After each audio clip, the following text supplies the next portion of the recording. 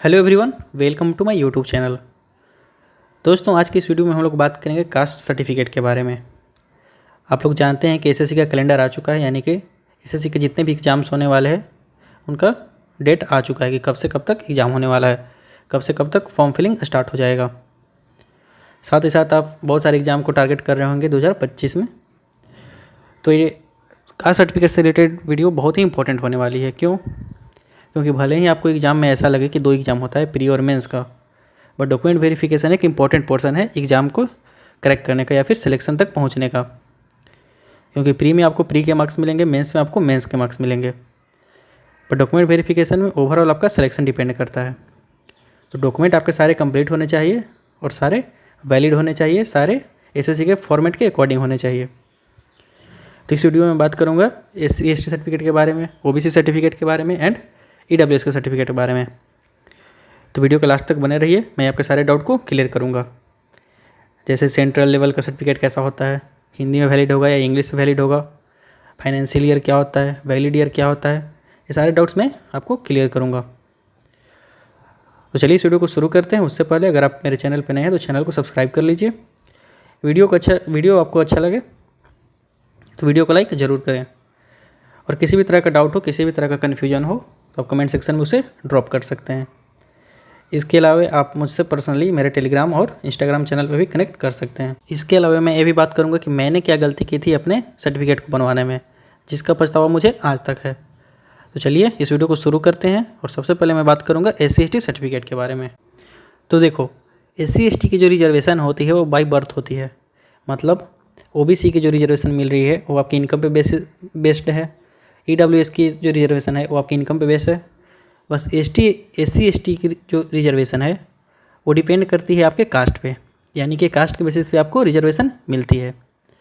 तो इसमें किसी भी प्रकार का आपको वैलिड ईयर या फिर ईयर वैलिडिटी का यहाँ पे चक्कर नहीं है।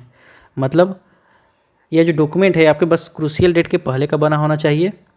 इस पे बिल्कुल नहीं डिपेंड करता है कि कितने साल पहले का है, 3 साल पहले, 4 साल पहले, 5 साल पहले, 10 साल पहले, इस पर कोई डिपेंड नहीं करता है। बट हाँ, आपको अपने डॉक्यूमेंट्स को अपडेटेड रखना है, ज़्यादा ओल्ड भी नहीं रखना है। मतलब 10 साल हो गया, 12 साल हो गया, तो आपको डॉक्यूमेंट को अपडेट करवाते रहना है। ठीक है। तो SC सर्टिफिकेट में सबसे इंपॉर्टेंट बात है, वैसे तो इसमें ज़्यादा कोई डाउट होती नहीं है, एक बार बन जाती है तो फिर ये लाइफ टाइम के लिए वैलिड रहती है। बट कुछ बातों को आपको ध्यान रखना है, जैसे ये स्टेट लेवल का या फिर सेंट्रल लेवल का। तो देखो क्या होता है ना कि SC ST की जो लिस्ट होती है, तो कुछ कास्ट ऐसे होते हैं जो स्टेट लेवल पे तो SC ST में लाई करते हैं, बट सेंट्रल लेवल पे वह SC ST कैटेगरी में लाई नहीं करते हैं। तो सबसे पहले अपने कास्ट को वेरीफाई करवा लेना है या फिर चेक कर लेना है लिस्ट में कि सेंट्रल लेवल पे भी ये आपकी कास्ट SC ST में लाई कर रही है नहीं। ठीक है, तो ये इंपॉर्टेंट बात हो गई। दूसरी इंपॉर्टेंट बात रही फॉर्मेट की।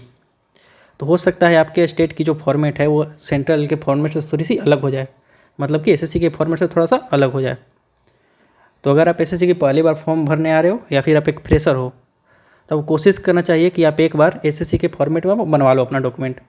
क्योंकि आप अगर SC ST में लाइक करते हो तो आपका एक बार अगर डॉक्यूमेंट बन जाएगा तो लाइफ टाइम के लिए वैलिड रहेगा। तो आपको एक बार थोड़ा सा टाइम निकाल करके जो SSC ने फॉर्मेट दी है या आपको नोटिफिकेशन मिल जाएगा, उस फॉर्मेट में आपको बनवा लेना है।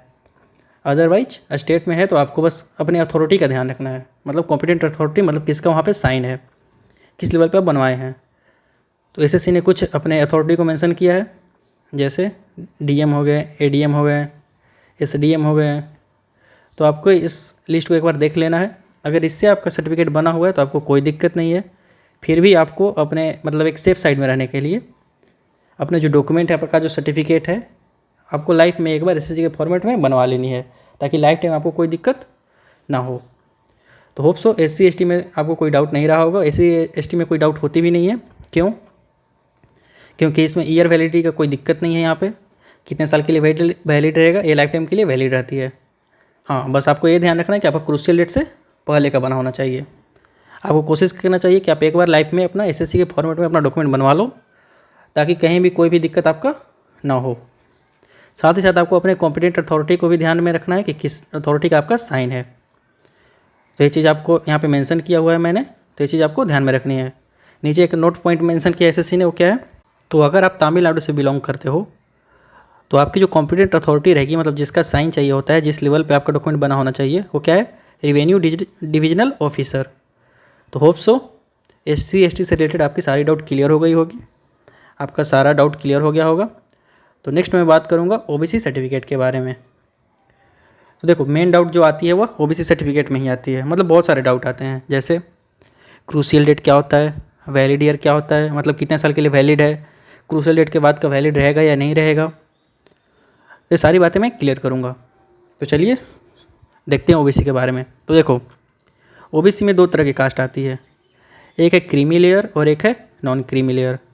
तो अगर आपको creamy layer non creamy layer नहीं समझ में आ रहा तो सिंपल से आपको ये ध्यान में रखना है कि क्रीमी लेयर मतलब आप फुल क्रीम हो, मतलब कि आपका जो स्टैंडर्ड है वो अच्छा है, मतलब आपका जो इनकम है वो 8 लाख से ज़्यादा है। तो यानी आपको किसी भी तरह का रिजर्वेशन नहीं मिलेगा, मतलब आप एक जनरल कैटेगरी में लाई करोगे। लेकिन वही आप नॉन क्रीमी लेयर में हो, मतलब कि आपका स्टैंडर्ड अच्छा नहीं है, आप क्रीम नहीं हो, तो आपको रिजर्वेशन मिलेगा, मतलब एज रिलैक्सेशन, मार्क्स में छूट, तो सारी चीज़ आपको मिलेंगी। तो सारी बातें मैं करूँगा, जो भी रिजर्वेशन की बातें करूँगा वह नॉन क्रीमी लेयर की बात करूँगा।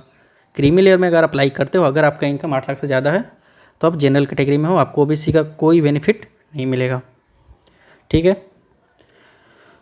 तो नेक्स्ट मैं बात करता हूँ OBC की। तो देखो OBC जो सर्टिफिकेट है उसका जो रिजर्वेशन है OBC के कास्ट पे डिपेंड नहीं करती है, क्योंकि OBC में दो तरह की कास्ट हो गई, एक क्रीमी लेयर और एक नॉन क्रीमी लेयर। तो OBC की रिजर्वेशन डिपेंड किस पे करती है, तो आपके फाइनेंशियल इनकम पे। यानी कि जो OBC का रिजर्वेशन है वो आपके इनकम पे डिपेंड करती है, यानी इसकी जो वैलिडिटी रहेगी वो 1 साल की रहेगी। आगे मैं बात करूँगा कि ये पीछे कितने साल के लिए वैलिड रहेगी या फिर क्रूशियल डेट के बाद कितने साल की वैलिड रहेगी। बट जो स्टैंडर्ड है, जो आइडियल कंडीशन है वो यही है कि OBC का सर्टिफिकेट जो है वह 1 साल के लिए वैलिड रहती है। ठीक, तो पहला डाउट आपका क्लियर हो गया होगा कि कितने साल के लिए वैलिड रहती है, तो 1 साल के लिए। देखो जनरली OBC के सर्टिफिकेट में फाइनेंशियल ईयर का कोई मेंशन नहीं रहता है, मतलब 1 साल के लिए जिस भी डेट को आप इशू करवाओगे तो उस डेट से लेकर 1 साल के लिए तो आपका वैलिड रहेगा। बट हाल ही में CGL का जो डॉक्यूमेंट वेरिफिकेशन हुआ है उसमें कुछ चीज़ें नोट की गई है, जैसे आपका उस फाइनेंशियल ईयर में बना हुआ है या फिर नहीं, मतलब कि 1 अप्रैल के बाद का बना हुआ है या फिर नहीं।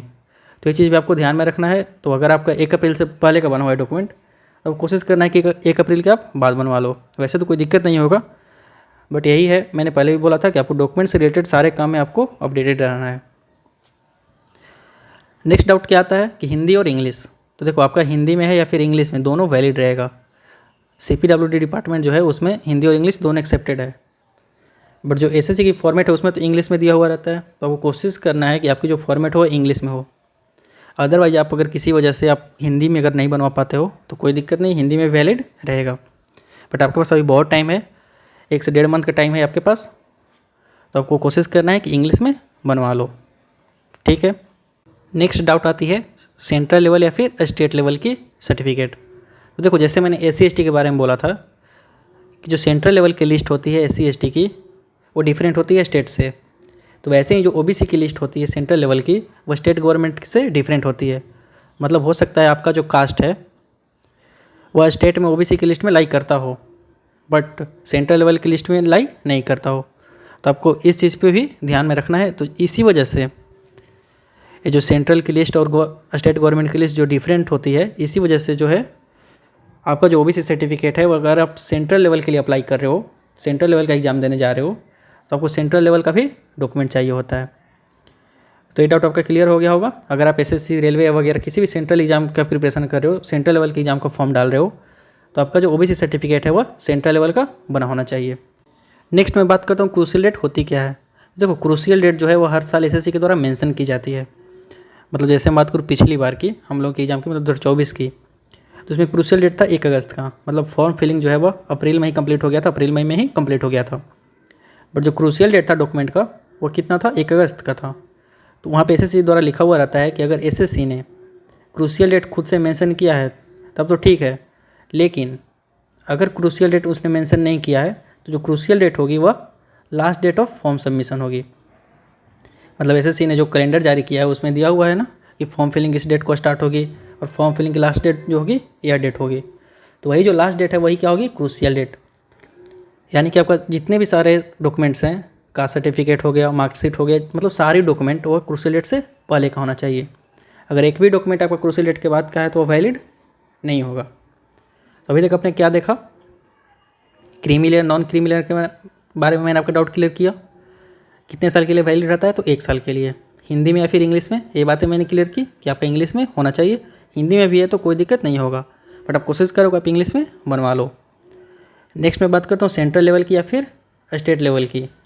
जो ओबीसी सर्टिफिकेट होती है, अगर आप सेंट्रल लेवल पे अप्लाई कर रहे हो फॉर्म को तो सेंट्रल गवर्नमेंट की होनी चाहिए। अगर आप स्टेट गवर्नमेंट के किसी फॉर्म को फिल कर रहे हो तो आपका जो डॉक्यूमेंट है वह स्टेट गवर्नमेंट के लेवल की होनी चाहिए। फिर मैंने बात की क्रूशियल डेट क्या होती है, तो एसएससी के द्वारा मेंशन की जाती है। अगर मेंशन नहीं की गई है तो फॉर्म सबमिशन की जो लास्ट डेट है वही क्रूशियल डेट होती है। नेक्स्ट हम लोग देखते हैं कि ओबीसी सर्टिफिकेट को सेंट्रल लेवल है या फिर स्टेट लेवल की है, ये कैसे हम लोग पहचानेंगे। तो इसके लिए मैं ले चलता हूँ आपको एक स्लाइड आगे। तो आप देख सकते हो, जब भी आप डॉक्यूमेंट बनवाने जाओ, जब भी आप सर्टिफिकेट बनवाने जाओ, तो आपको चेक करना है कि आपका जो सर्टिफिकेट है वो सेंट्रल लेवल का है या फिर नहीं है। तो आप सबसे ऊपर लिखा हुआ रहेगा appointment to the post under the government of India, ये चीज़ आपका मेंशन हुआ रहेगा। मतलब फॉर्म के स्टार्टिंग में ही आपको कहीं ना कहीं लिखा होना चाहिए गवर्नमेंट ऑफ इंडिया। अगर ये आपका लिखा हुआ है तभी आपका वैलिड रहेगा। ठीक, उसके बाद आपको फॉर्म के बीच में देखना है, आपको यहाँ पे लिखा हुआ रहेगा कि आपकी जो कम्युनिटी है, आपकी जो कास्ट है वो रिकॉग्नाइज्ड है किसके लिए, बैकवर्ड क्लास में under the government of India. मैंने पहले ही बोला था ना कि जो ओबीसी की लिस्ट होती है वो सेंट्रल लेवल की और स्टेट गवर्नमेंट की दोनों की डिफरेंट होती है। तो यहाँ पे आपका लिखा हुआ रहेगा कि आपकी जो कम्युनिटी है वह गवर्नमेंट ऑफ इंडिया से रिकॉग्नाइज्ड है। तो चीज़ आपको देखना है, आपको आपका जो डॉक्यूमेंट है, आपका जो सर्टिफिकेट है वह सेंट्रल लेवल का है कि नहीं। इसके लिए स्टार्टिंग में गवर्नमेंट ऑफ इंडिया लिखा हुआ रहना चाहिए, appointment to the post of government of India. और नेक्स्ट क्या है, जो आपकी जो कम्युनिटी है वो रिकॉग्नाइज्ड है backward class under the government of India. ठीक है, यहाँ पे क्रीमी लेयर में आपका नहीं होना चाहिए कास्ट, मतलब आप क्रीमी लेयर में नहीं होने चाहिए। आपकी जो अथॉरिटी है, जो कॉम्पिटेंट अथॉरिटी है वो क्या है, डिस्ट्रिक्ट मजिस्ट्रेट या फिर डिप्टी कमिश्नर, इसके लेवल के किसी भी रैंक्स के आपका साइन यहाँ पे होना चाहिए। तो सारी बातें आपकी ओबीसी से रिलेटेड क्लियर हो गई होगी। कैसे पहचानना सर्टिफिकेट, तो ऊपर मैंने 2 ट्रिक बताया है किससे आपको पहचान हो जाएगा कि आपका सेंट्रल गवर्नमेंट का है या नहीं है। साइन किसका होना चाहिए, डीएम या फिर डिप्टी कमिश्नर या फिर इसके लेवल के किसी भी अथॉरिटी का। नेक्स्ट सबसे इंपॉर्टेंट डाउट या फिर जो लेटेस्ट डाउट है, जो मतलब अभी ट्रेंडिंग में चल रहा है ओबीसी से रिलेटेड, वो मैं आपको दिखाता हूँ। तो देखो, मैंने क्या बोला था कि आपकी जो सर्टिफिकेट है वह 1 साल के लिए वैलिड रहती है और क्रूशियल डेट के पहले की वैलिड रहती है। बट हाल ही में कुछ स्टूडेंट का ऐसा होता है जो किसी वजह से मान के चलो डॉक्यूमेंट अपना बनवा नहीं पाते हैं, या फिर क्रूशियल डेट के बाद बनवाते हैं, या फिर उनका 2-3 साल के पहले का वैलिड रहता है। तो ऐसे कंडीशन में अगर आप किसी वजह से बनवा नहीं पाते हो, पहली बात मैं क्लियर कर दे रहा हूँ, अभी आपके पास टाइम है 1-1.5 मंथ का, आपको बनवा लेनी चाहिए। किसी भी तरह का आपको किसी भी केस में नहीं पड़ना है। बट हाँ, अगर आपके पास डॉक्यूमेंट नहीं है, अगर आपने डॉक्यूमेंट नहीं बनवाया है, अगर आप किसी वजह से लेट कर लेते हो, तो इसके लिए कुछ मैं इंपॉर्टेंट पॉइंट आपको नोट करवा रहा हूँ। जैसे एक अब्दुल रशीद वर्सेज यूनियन का एक केस चला था, मतलब एक केस के कब का है, 2017 का। तब जो डॉक्यूमेंट वेरिफिकेशन है वो एसएससी खुद करवाती थी, मतलब कमीशन खुद करवाती थी। इस केस में क्या किया गया था, मतलब अब्दुल रशीद जो एस्पिरेंट थे, जो कैंडिडेट थे, उनका कहना था कि जो मेरी डॉक्यूमेंट है वो क्रूशियल डेट की बात की है, तो जो डिपार्टमेंट है उसको क्या करती है, रिजेक्ट कर देती है। तो वो केस करते हैं, उसके बाद उनकी जीत होती है। और इस केस में क्या कहता है सुप्रीम कोर्ट, वो मैं आपको दिखाता हूँ। तो देखो, इस केस का इंपॉर्टेंट पॉइंट क्या है, एक कमीशन के अगेंस्ट किया गया था, तो ये चीज़ आपको भी नोट करनी है, इस बारे में भी बात करूँगा। इसमें उन्होंने कहा था कि जो आपकी जो डॉक्यूमेंट है ओबीसी सर्टिफिकेट जो है वो क्रूशियल डेट के 3 साल पहले तक की वैलिड रहेगी। तो मैंने क्या बोला था कि जो आपकी जो ओबीसी सर्टिफिकेट है वो 1 साल के लिए ही वैलिड रहती है। बट इस केस में जो जीत हुई थी अब्दुल रशीद की, यूनियन वर्सेस अब्दुल रशीद, तो इसमें अब्दुल रशीद की जो जीत हुई थी, इसमें कहा गया था कि जो आपकी जो डॉक्यूमेंट है ओबीसी सर्टिफिकेट है वह क्रूशियल डेट के 3 साल पहले तक की वैलिड रहेगी, या फिर फॉर्म फिलिंग के 3 साल पहले तक की डॉक्यूमेंट वैलिड रहेगी। और क्या कहा गया था कि क्रूशियल डेट के बाद के 180 दिन तक का वैलिड रहेगा, मतलब क्लोजिंग डेट से 180 दिन बाद तक का भी वैलिड रहेगा। मतलब क्रूशियल डेट से 3 साल पहले और क्रूशियल डेट के 6 मंथ बाद तक का अगर आपका डॉक्यूमेंट है तो आपका वैलिड रहेगा। ये सुप्रीम कोर्ट का आदेश था। पर क्या आपको इस चक्कर में पढ़ना है, तो बिल्कुल भी नहीं पढ़ना है। क्यों, कुछ इंपॉर्टेंट पॉइंट मैं आपको दिखाता हूँ। जैसे एक केस 2017 का है, तो ठीक है, केस कितना भी पुराना हो इससे कोई मतलब नहीं है। बट इंपॉर्टेंट क्या है ना, कि जो 2021 है उससे पहले जो है डॉक्यूमेंट वेरिफिकेशन जो है वो एसएससी खुद करवाती थी, मतलब स्टाफ सिलेक्शन कमीशन के द्वारा ही डॉक्यूमेंट वेरिफिकेशन कराई जाती थी। बट 2021 के बाद का क्या है क्राइटेरिया, जो डॉक्यूमेंट वेरिफिकेशन है वह डिपार्टमेंट खुद कराती है। तो हो सकता है आपका डिपार्टमेंट आपको इस बात से रिजेक्ट कर दे कि मैं इस जो है सुप्रीम कोर्ट के आदेश को ना मानूँ। क्यों? क्योंकि यह जो आदेश है वो एसएससी को दिया गया था, बट अब डॉक्यूमेंट वेरिफिकेशन कौन करवा रही है? डिपार्टमेंट करवा रही है। तो हो सकता है आपका जीत हो जाए, आप वैलिड हो जाओ, बट वही 5-6 मंथ का परेशानी आपको होगा। और अब जानते ही हो कि भारत का जो सुप्रीम कोर्ट है या फिर कोर्ट जो केस है कितना फास्ट है। तो इन सब चक्कर में आपको नहीं पड़ना है। अब्दुल रशीद के केस में 3 साल पहले का, 6 मंथ बाद का 200-400 रुपये आपको लगना है, 1-2 दिन का टाइम आपको लगना है। तो आपको सारा डॉक्यूमेंट लेटेस्ट रखना है, किसी भी तरह के केस में आपको नहीं पड़ना है, 6 मंथ 3 साल के चक्कर में नहीं पड़ना है, अब्दुल रशीद के केस में नहीं पड़ना है। आपके पास 1-1.5 मंथ का टाइम है, मैक्सिमम से 2 सप्ताह से 1 सप्ताह आपको लगता है डॉक्यूमेंट को इशू करवाने में। तो आपको लेट नहीं करना है, आपको डॉक्यूमेंट बनवा लेना है, इस चक्कर में नहीं पड़ना है। बट हाँ, अगर आप लेट हो चुके हो, अगर आप मेरा वीडियो बाद में देख रहे हो, अगर आप 25 के एस्पिरेंट हो, अगर आप डीवी के टाइम में ये देख रहे हो, तो आपके लिए इंपॉर्टेंट हो सकती है। आप ये नोटिस अपने डिपार्टमेंट को दिखा सकते हो कि ये नोटिस है कोर्ट की तरफ से, तो आपको भी ये वैलिड करवाना पड़ेगा, आपको भी ये मानना पड़ेगा। और 100% श्योरिटी है कि ये जो है नोटिस वैलिड रहेगी, डिपार्टमेंट आपको मान जाएगी। बट वो ये 5-6 मंथ का डिले होगा, तो आपको इस चक्कर में नहीं पड़ना है। तो होप सो ओबीसी के बारे में सारी बातें आपकी क्लियर हो गई होगी। जितना भी रिजर्वेशन है वह नॉन क्रीमी लेयर के एस्पिरेंट को कैंडिडेट को मिलेगा। 1 साल के लिए वैलिड रहता है, जिस भी डे को आप इशू करवाते हो उसके बाद के 1 साल तक के लिए वैलिड रहता है। हिंदी इंग्लिश कोई भी चलेगा, बट आपको प्रीफर क्या करना है? इंग्लिश। क्रूशियल डेट के पहले का होना चाहिए। क्रूशियल डेट क्या होता है? तो फॉर्म सबमिशन की लास्ट डेट या फिर एसएससी के द्वारा खुद मेंशन कराई जाएगी। नेक्स्ट हम लोग बात करते हैं ईडब्ल्यूएस के बारे में। तो ओबीसी से रिलेटेड आपको कोई भी डाउट हो, इसके बाद अगर कोई भी डाउट आपका बचा हो, वैसे तो उम्मीद करता हूँ कोई डाउट बचा नहीं होगा, बट फिर भी अगर कोई डाउट हो तो आप कमेंट सेक्शन में आप डाल सकते हो, मैं आपको क्लियर करने की कोशिश करूँगा। तो चलिए बात करते हैं अब हम लोग ईडब्ल्यूएस के बारे में। तो देखो, जैसे ओबीसी सर्टिफिकेट जो थी, ओबीसी जो रिजर्वेशन थी वो किस बेसिस पे मिल रही थी? आपके इनकम के बेसिस पे, मतलब नॉन क्रीमी लेयर और क्रीमी लेयर। तो अगर आपकी इनकम 8 लाख से कम है तो आपको रिजर्वेशन मिल रही थी। वैसे ही ईडब्ल्यू सर्टिफिकेट जो है वह आपके इनकम पे डिपेंड करती है। तो यह जो सर्टिफिकेट है ये भी 1 साल के लिए वैलिड रहेगी। साथ ही साथ नोट करने वाली बात, क्योंकि ये इनकम के बेस पे बनती है, वहाँ पे मेंशन रहता है फाइनेंशियल ईयर। जो ईडब्ल्यू सर्टिफिकेट है वह एक फाइनेंशियल ईयर के लिए वैलिड रहती है, और अप्रैल के बाद सारा फाइनेंशियल ईयर चेंज हो जाता है। तो बहुत सारे स्टूडेंट जो है वह इस चीज़ में कन्फ्यूजन रहते हैं कि 1 साल के लिए वैलिड है या फिर फाइनेंशियल ईयर के लिए वैलिड है। तो इसके लिए आपको कन्फ्यूज नहीं होना। मैंने भी एक गलती की थी, बहुत बड़ी गलती की थी, जिसका पछतावा मुझे आज तक है। तो जो ईडब्ल्यू सर्टिफिकेट है वो ओबीसी की तरह 1 साल के लिए वैलिड नहीं रहता है, बल्कि यह एक फाइनेंशियल ईयर के लिए वैलिड रहता है, और फाइनेंशियल ईयर अप्रैल के बाद चेंज हो जाता है। तो इस बात को आपको ध्यान में रखना है, इसे मैं आगे कंसिडर भी करूँगा। तो पहली बात है कि किसके लिए बनता है? तो जनरल कैटेगरी के लिए, सिर्फ जनरल कैटेगरी के लिए ही बनता है यह। ठीक है, पहला डाउट क्लियर हो गया होगा। बाकी किसी भी कास्ट के लिए ईडब्ल्यू सर्टिफिकेट नहीं बनता है, सिर्फ जनरल कैटेगरी के लिए बनता है।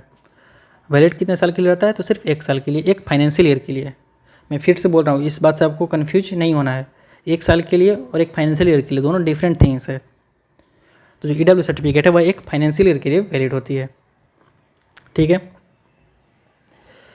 नेक्स्ट मैं बात करता हूँ कन्फ्यूजन आपको कहाँ आएगी। जैसे मैं बात करता हूँ, मान के चलिए आप 2025 का भी क्या चल रहा है, मई चल रहा है, मतलब जून आने वाला है। तो हो सकता है आपका डॉक्यूमेंट जो है फरवरी का बना हो या फिर मार्च का बना हो। तो आपको लग रहा होगा कि ईडब्ल्यू सर्टिफिकेट तो 1 साल के लिए वैलिड रहती है। ठीक है, तो आप कन्फर्म रहोगे, पूरी तरह से श्योर रहोगे, आपको लगेगा कि नहीं मेरा तो ईडब्ल्यू सर्टिफिकेट वैलिड है, मुझे कोई दिक्कत ही नहीं है। आप 8 मंथ की प्रिपरेशन कर रहे हो, बट दिक्कत क्या आएगी? क्योंकि मैंने बोला था कि जो फाइनेंशियल ईयर हो 1 अप्रैल के बाद चेंज हो जाती है। तो अगर आपका डॉक्यूमेंट ईडब्ल्यू सर्टिफिकेट जो है वह 1 अप्रैल से पहले का बना हुआ है, भले ही 2025 का बना हुआ हो, तो 2025 के किसी भी फॉर्म में, किसी भी एग्ज़ाम में आपका वैलिड नहीं रहेगा। मैं फिर से नोट करवा रहा हूँ कि अगर आपका डॉक्यूमेंट 1 अप्रैल 2025 से पहले का बना हुआ है, तो 1 अप्रैल के बाद के किसी भी एग्ज़ाम में आपका डॉक्यूमेंट वैलिड नहीं रहेगा। तो आपको इस बात के लिए श्योरिटी नहीं रखनी है कि आपका डॉक्यूमेंट 1 साल के लिए वैलिड है, मतलब 2026 के लिए वैलिड है। नहीं, अगर आप जनवरी फरवरी में बनाए हो, मार्च में बनवाए हो, तो सिर्फ आपका 1 अप्रैल से पहले तक ही वैलिड है वो डॉक्यूमेंट। 1 अप्रैल के बाद वो वैलिड नहीं रहेगा। यही गलती मैंने भी की थी, और यहाँ पे बहुत सारे स्टूडेंट 90% स्टूडेंट ईडब्ल्यू सर्टिफिकेट वाले गलत करते हैं, जिनका भी सर्टिफिकेट जनवरी फरवरी या फिर मार्च में बनता है। तो इसीलिए मैंने इस बात पर बहुत ज़्यादा फोकस किया हुआ है। ठीक। तो अगर आप किसी भी एग्ज़ाम का फॉर्म डाल रहे हो जो 1 अप्रैल के बाद होने वाला है या 1 अप्रैल से बाद उसका फॉर्म फिल होने वाला है, तो आपका जो EW सर्टिफिकेट है वो 1 अप्रैल से बाद का बना होना चाहिए। ठीक। ये बनता कैसे है, तो देखो ये वैलिड क्या रहता है, करेंट ईयर से नेक्स्ट ईयर तक के लिए। मतलब मैं आगे आपको क्लियर करूँगा इस बात को, किसके लिए वैलिड रहता है, करेंट ईयर से लेकर के नेक्स्ट ईयर तक के लिए। और बनता किस बेसिस पे है, तो आपके प्रीवियस ईयर के फाइनेंशियल इनकम के बेसिस पे, मतलब पिछले साल के इनकम के बेसिस पे बनता है। और करेंट ईयर से लेकर के नेक्स्ट ईयर तक के लिए वैलिड रहता है, मतलब नेक्स्ट ईयर के अप्रैल तक के लिए वैलिड रहता है। जैसे मैं बात करूँ इस साल की, मतलब आपका 2025 की, मैंने SSC JEE का एग्जाम्पल लिख कर रखा है कि आपका डॉक्यूमेंट कैसा होना चाहिए। तो देखो आपकी फॉर्म फिलिंग की लास्ट डेट क्या है, 21/7/2025, तो ये अप्रैल के बाद का है। मतलब जो आपका जो डॉक्यूमेंट है EW सर्टिफिकेट जो है वह 1 अप्रैल के बाद और 21/7 से पहले का बना होना चाहिए, पहली बात। ठीक है। अगर आपका सर्टिफिकेट 1 अप्रैल से बाद का बना हुआ है, सॉरी 21/7/2025 के बाद का बना हुआ है, या फिर 1 अप्रैल से पहले का बना हुआ है, तो ये वैलिड नहीं रहेगा। नोट करना है, वैलिड किसके लिए रहेगा, 2025 से लेकर 26 तक। ये आपके डॉक्यूमेंट पे लिखा हुआ रहेगा, या फिर हो सकता है अगर आप बिहार से हो तो आपके डॉक्यूमेंट पे लिखा हुआ रहेगा valid for the next year. ठीक है, या तो लिखा हुआ रहेगा वैलिड फॉर 25 से 26, मतलब करेंट ईयर से लेकर के नेक्स्ट ईयर तक के लिए। तो नेक्स्ट ईयर कब तक, तो 1 अप्रैल से पहले तक। और इनकम सर्टिफिकेट कब का रहेगा, तो 24 से 25 तक। ओबेस सी बात है, आप अगर 25 में हो तो आपका जो इनकम सर्टिफिकेट का जो डाटा है वो तो प्रीवियस ईयर का ही रहेगा ना। इस ईयर का तो इनकम डाटा आपका रहेगा नहीं, क्योंकि तो ये जो ईयर है तो कंप्लीट हुआ ही नहीं है। तो जो EW सर्टिफिकेट आपका जो 25 में बनेगा वो 24-25 के इनकम के बेसिस पे बनेगा, और वैलिड किसके लिए रहेगा, 25 से 26 तक का। तो ये चीज़ आपको ध्यान में रखना है। नेक्स्ट मैं आपको फॉर्मेट भी दिखाऊंगा कि आपको फॉर्मेट पे क्या होना चाहिए। फिलहाल आप इतना ध्यान रखो कि 25 से 26 तक के लिए वैलिड रहेगा, या फिर लिखा हुआ रहेगा कि 1 year valid for 1 year from the date of issue. और इनकम के किस बेसिस पे, तो 24 और 25 के बेसिस पे। ये दोनों चीज़ पे आपको फोकस रखना है। नेक्स्ट क्या है, सबसे इंपॉर्टेंट डाउट आती है सेंट्रल लेवल की या फिर स्टेट लेवल की। तो देखो EW सर्टिफिकेट जो है वो सेंट्रल या फिर स्टेट के लिए कोई दिक्कत यहाँ पे नहीं है। जो EWS रिजर्वेशन है वह आपके सर्टिफिकेट पे डिपेंड नहीं करती है, डिपेंड करती है किस पे, उसके क्राइटेरिया पे। मतलब आपका जो सर्टिफिकेट है वह सेंट्रल लेवल का भी हो सकता है, स्टेट लेवल का भी हो सकता है, इससे कोई मतलब नहीं है। कहीं से भी बना हुआ है आपका वैलिड हो सकता है, बशर्ते आपको क्राइटेरिया पे ध्यान रखना है कि जो आपके रिजर्वेशन का EWS में होने का क्राइटेरिया जो है वह स्टेट और सेंट्रल का सेम है या फिर नहीं है।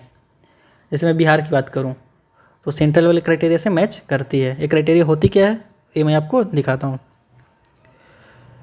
तो आप देख सकते हो सेंट्रल लेवल की जो क्राइटेरिया है यहाँ पे मेंशन की हुई है, मतलब 5 एकड़ of agriculture land and above.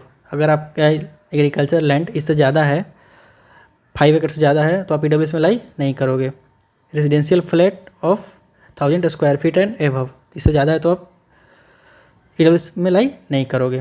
तो यही आपको जो 4 क्राइटेरिया है आपको देख लेना है। आपको इससे बिल्कुल भी मतलब नहीं है। बहुत सारे स्टूडेंट का डाउट आता है, मतलब कमेंट सेक्शन में आप चेक करने जाओ यूट्यूब की किसी वीडियो में, तो 50-60 डाउट तो इस पर रहते ही हैं कि सेंट्रल लेवल का कैसे बनवाएं, स्टेट लेवल का कैसे बनवाएं, कौन से लेवल का वैलिड रहता है। तो सेंट्रल स्टेट कुछ नहीं देखना है आपको, इस पर किसी भी तरह के स्टेट या सेंट्रल गवर्नमेंट ऑफ इंडिया लिखा हुआ नहीं रहता है। आपको देखना क्या है, ये 4 क्राइटेरिया जो EWS होने की क्राइटेरिया है वह आपके SSC द्वारा दिए गए फॉर्मेट से मैच करती है या फिर नहीं करती है। अगर मैच कर रही है आपके स्टेट की तो आपका वैलिड है। तो ये डाउट आपका क्लियर हो गया होगा, जो कि सबसे इंपॉर्टेंट डाउट होती है। तो मैंने बोला भी था कि जो बिहार की है, जैसे बिहार UP ये सब की जो क्राइटेरिया है वह सेंट्रल स्टेट दोनों की सेम है। तो अगर आप बिहार या UP से बिलोंग करते हो तो सिंपल से आप स्टेट से बनवाओ, कोई दिक्कत नहीं है। आपकी अथॉरिटी कौन सी होंगी, मतलब किससे आपको बनवाना है। तो देखो अगर आप बिहार से हो तो सबसे पहले आपका CO से बनता है, उसके बाद SDO से बनता है। अगर CO लेवल का भी है तो आपका वैलिड रहेगा। बट आपको कोशिश क्या करना है, आपको CO के बाद SDO लेवल का भी बनवा लेना है, ताकि आप सेफर साइड में रहो। मैं पहले भी बोला था और फिर से बोल रहा हूँ, डॉक्यूमेंट में आपको हमेशा सेफर साइड में रहना है। किसी भी तरह का आपको 1% भी गलती नहीं करना है, 1% भी कंजूसी आपको नहीं करना है। तो चीज़ आपका क्लियर हो गया होगा। सेंट्रल या स्टेट लेवल का एक क्लियर हो गया होगा। कॉम्पिटेंट अथॉरिटी क्या है, तो CO या फिर SDO, इससे ऊपर के लेवल का। वहाँ पे लिखा हुआ रहता है कि तहसीलदार के नीचे का नहीं होना चाहिए। मतलब जिस भी अथॉरिटी से आप बनवा रहे हो वो अथॉरिटी जो है वह तहसीलदार से नीचे का नहीं होना चाहिए, उससे ऊपर का ही होना चाहिए। उससे ऊपर का जितना होगा वह अच्छा होगा। ठीक है, तो अगर आप 2025 का फॉर्म डालने वाले हो तो आपका डॉक्यूमेंट दिखना कैसा चाहिए ये मैं आपको दिखाता हूँ। जैसे मैंने देखो यहाँ पे प्रीवियस ईयर का एग्जाम्पल लेकर रखा है, मतलब 2024 का जो नोटिफिकेशन था उसका। ये क्या है, income asset certificate valid for the financial year 24-25। मैंने 24 में फॉर्म भरा था, मतलब जो पिछले साल की मैं बात करूँ तो 24 से 25 के लिए वैलिड था। बट आप अगर फॉर्म डालने जाओगे तो वहाँ पे क्या लिखा होना चाहिए, वैलिड फॉर द ईयर 25 और 26। ठीक, पहला डाउट क्लियर। नेक्स्ट मैं बात करूँ आपके इनकम का फाइनेंशियल ईयर क्या होना चाहिए, तो प्रीवियस ईयर के लिए क्या था, 23 और 24 का था। मतलब जो 24 में अप्लाई कर रहे थे स्टूडेंट उनके लिए 23 से 24। पर अब अगर 25 में अप्लाई करने जाओगे, मतलब इस साल आप अगर अप्लाई करने जाओगे तो आपके सर्टिफिकेट में क्या लिखा होना चाहिए, तो आप देख सकते हो annual income for the financial year क्या होना चाहिए, 24 से 25 होना चाहिए। तो जब भी आप डॉक्यूमेंट बनवाने जाओ, जब भी आप डॉक्यूमेंट अगर आपके पहले से बना हुआ है या फिर अगर आपने बनवाया है अब, तो आपको ध्यान किस बातों पे रखना है। पहली बात, आपने स्टेट सेंट्रल कहीं से ही बनवाया है, आपको इस 4 क्राइटेरिया पे ध्यान रखना है कि आपका जो क्राइटेरिया है ये मैच करती है या फिर नहीं कर रही है। ठीक, नेक्स्ट किस बात पे आपको ध्यान रखना है, तो वैलिड फॉर द ईयर 25 और 26 लिखा होना चाहिए। नेक्स्ट क्या, इनकम ऑफ फाइनेंशियल ईयर, मतलब इनकम का जो फाइनेंशियल ईयर वो क्या होना चाहिए, 24 से 25। वैलिड फॉर द ईयर 25 से 26 होना चाहिए।